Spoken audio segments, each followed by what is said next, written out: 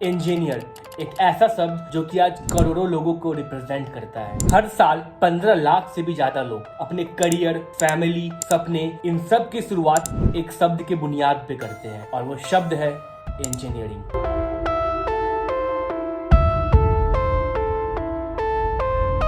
अब ये बात तो हम सबको अच्छे से पता है कि हर साल आईआईटी में बस कुछ हजार बच्चे जा पाते हैं और हर साल 14 लाख प्लस बच्चे अपने किस्मत की डोर देते हैं प्राइवेट इंजीनियरिंग कॉलेजेस के नाम। The world is here. Where are you? Past में मैंने ऐसे ढेर सारे वीडियोस बनाए हैं जहां पर मैं ये दिखाता हूं कि कैसे एक प्राइवेट इंजीनियरिंग कॉलेज भी गुड ऑप्शन है, जो कि है। बट देन आई रियलाइज कि मैंने बहुत सारे वीडियोस ऐसे बना दिए हैं जहां पे सिर्फ प्राइवेट कॉलेजेस के पॉजिटिव साइड दिखाया है। And that's why this is the high time जब मुझे तुम लोगों को शायद ये भी दिखाना चाहिए कि प्राइवेट इंजीनियरिंग कॉलेजेस का डार्क साइड क्या होता है। तुम्हारे 4 साल के इंजीनियरिंग के बाद तुम्हारे पास 3 पॉसिबल सिनेरियोज बचते हैं और ये रहा पहला। I am a front-end engineer for Google Docs. How much do you make at Google? I'm at the bottom, which is I think 150. हाँ, बिल्कुल सही दिखा, जो कि बेस्ट पॉसिबल सिनेरियो है। पर अब आते हैं सिनेरियो नंबर 2।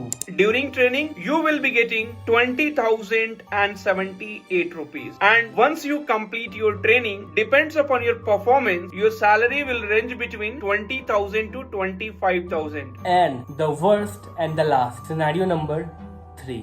मेरा नाम मोहित कुमार है। मैं बठिंडा में रेलवे स्टेशन में कुली का काम कर रहा हूँ। मैं बीटेक की हुई है मैंने इलेक्ट्रॉनिक्स एंड कम्युनिकेशन में।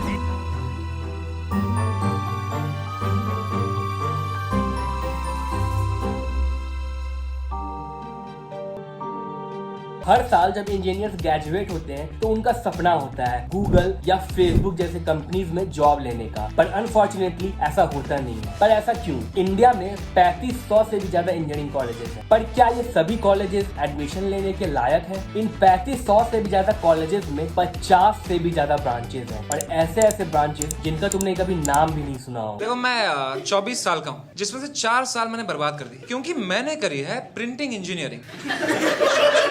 4 साल पढ़ाई करके मेरे को प्रिंट करना आता है। और इसके अलावा ऐसे बहुत सारे ब्रांचेस हैं। Ceramic engineering, construction engineering, textile engineering, power engineering, marine engineering, instrumentation engineering और न जाने क्या क्या। खैर, अब इतना तो श्योर हो चुका है कि मार्केट में कंप्यूटर साइंस इंजीनियरिंग सबसे बेस्ट ब्रांच है। लेकिन जब 12th की परीक्षा के बाद जब बच्चे इस मार्केट में कॉलेजेस के सर्च के लिए जाते हैं, देन ये ऑब्वियस सी बात है कि 15 के 15 लाख बच्चों को ये कंप्यूटर साइंस इंजीनियरिंग की ब्रांच नहीं मिलने वाली है। तो वो लेते हैं ऐसे अजीबो गरीब ब्रांच और यहाँ से शुरू होती है डार्क साइड की कहानी। इंजीनियरिंग एक ऐसा डोमेन है जो कि ब्रांच रिस्ट्रिक्टेड नहीं है। यहाँ पर एक इलेक्ट्रिकल इंजीनियर भी सॉफ्टवेयर इंजीनियर बन सकता है, एक मैकेनिकल इंजीनियर भी सॉफ्टवेयर इंजीनियर बन सकता है और हाँ, एक प्रिंटिंग इंजीनियर भी सॉफ्टवेयर इंजीनियर बन सकता है। आप लोग को प्रिंट करना आता है? You are also printing engineers. तो जब 4 साल खत्म होते हैं, इन ब्रांचेस में जॉब बहुत कम मिलते हैं। 1991 के आईटी के बूम के बाद इंडिया में सॉफ्टवेयर इंजीनियर्स की डिमांड कुछ इस तरीके से बढ़ी है कि वो आज तक नहीं रुकी। तो फॉरेन आईटी कंपनीज और इंडियन एमएनसी हर साल लाखों इंजीनियर्स को रिक्रूट करते हैं। अब इस बेसिक से बात को समझो। मैं तुम्हें बताता हूँ कि मैं इन सारे ब्रांचेस को एक बहुत बड़ा स्कैम के अलावा और कुछ कंसिडर नहीं करता हूँ। ऐसा क्यों? तुम इंजीनियरिंग कॉलेज जाते हो 4 साल के लिए, इंजीनियरिंग की फी देते हो 4 साल के लिए और 4 साल तक किसी एक ब्रांच की फी देने के बाद जब तुम जॉब लेने जाते हो, देन तुम्हें वापस से 2 से 3 महीना कुछ और पढ़ना पड़ता है। एंड तुम्हें जब जॉब मिलती है तो वो 4 साल के पढ़ाई के बेसिस पे नहीं, तुम्हें जॉब मिलती है वो आखिरी के 2 महीना जो तुमने पढ़ा है उसके बेसिस पे। क्या है ये प्रिंटिंग इंजीनियरिंग? ये बकचोदी के लिए हमारे डिपार्टमेंट में 7 टीचर थे। इतने ही जॉब है इसमें, ठीक है? और वो भी हमारे कॉलेज से पढ़ के बने थे टीचर। इस बात का अब मैं तुम्हें सीधा सीधा मतलब समझाता हूँ। तुम अपने जिंदगी का 4 साल लेते हो। इस 4 सालों में तुम 60 से भी ज्यादा सब्जेक्ट्स पढ़ते हो, 8 सेमेस्टर एग्जाम्स क्लियर करते हो, 12 इंटरनल एग्जाम्स क्लियर करते हो, 32 सरप्राइज टेस्ट देते हो, 120 से भी ज्यादा असाइनमेंट सबमिट करते हो और न जाने कितने लैब में प्रैक्टिकल एग्जाम्स देते हो, एक्सपेरिमेंट करते हो। और 4 साल बाद जब तुम इतने सारे exam, test, assignment, stress, class, पैसे सब कुछ देने के बाद जब तुम निकलते हो, तुम्हें रियलाइज होता है कि जो 4 साल तुमने दिया है जिस चीज को लेकर, जिस एक चीज को पढ़ने के लिए, वो किसी काम का नहीं है। तो तुम्हें अब वापस से बस 2 से 3 महीना देना है एक ऐसे चीज को पढ़ने के लिए, और ये 2 से 3 महीने की मेहनत ही तुम्हें जॉब दिलवाएगी। तो 4 साल तक जो तुमने कुछ भी पढ़ा और कुछ भी किया उसका वर्थ 0 था। क्या तुम्हें ये सबसे बड़ा स्कैम नहीं लगता है तुम्हारी जिंदगी के साथ, तुम्हारे पैसे के साथ और तुम्हारे सब कुछ के साथ?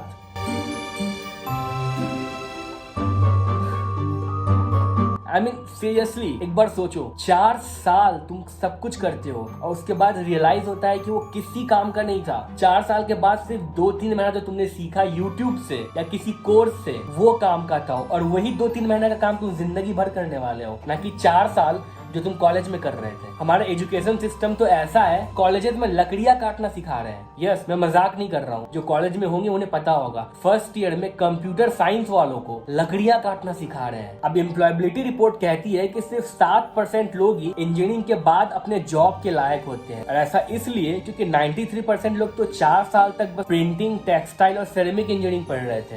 अब माना कि हमारे देश में सॉफ्टवेयर इंजीनियर्स की डिमांड बहुत है, बट तुम्हें एट द सेम टाइम ये भी पता होना चाहिए कि जितनी डिमांड है उससे कई गुना ज्यादा हमारे देश में सॉफ्टवेयर इंजीनियर्स की सप्लाई है। इसलिए ये बड़े बड़े MNCs और कंपनीज आईटी सॉफ्टवेयर इंजीनियर लाखों के नंबर में हायर तो करते हैं, बट बहुत ही कम पैसों में। You will be getting 20,078 rupees. तो ये था इंजीनियरिंग का पहला और काला सच। तुम्हारे 4 साल इन ब्रांचेस में एक स्कैम से ज्यादा और कुछ नहीं है। तुम्हारे दिल की तसल्ली के लिए मैं बस ये बता सकता हूँ कि ये सिनारियो सिर्फ प्राइवेट इंजीनियरिंग कॉलेजेस का नहीं बल्कि बड़े बड़े IITs और NITs का भी होता है। तो क्या करें, ये प्रिंटिंग, टेक्सटाइल और पावर इंजीनियरिंग वाले बच्चे कहाँ जाए? क्या वो उनकी पढ़ाई ना करें? जी हाँ, ना करें। बट इसके अलावा और क्या करें? ऑब्वियसली सब कोई कंप्यूटर साइंस नहीं कर सकते हैं। मैंने एक वीडियो बनाई है जिसमें मैंने ब्रांच का प्रायोरिटाइजेशन किया है कि तुम्हें कौन सी ब्रांच लेनी चाहिए। उस वीडियो को जाकर देखो और डिसाइड करो कि अगर तुम्हारे मार्क्स इतने अच्छे नहीं है कि तुम्हें कंप्यूटर साइंस नहीं मिल रहा है, देन ऐसी कौन सी ब्रांच मिल रही है जो कि कंप्यूटर साइंस के नियरेस्ट है, उस ब्रांच में जाकर एडमिशन करवाओ। ना कि एक ऐसे ब्रांच में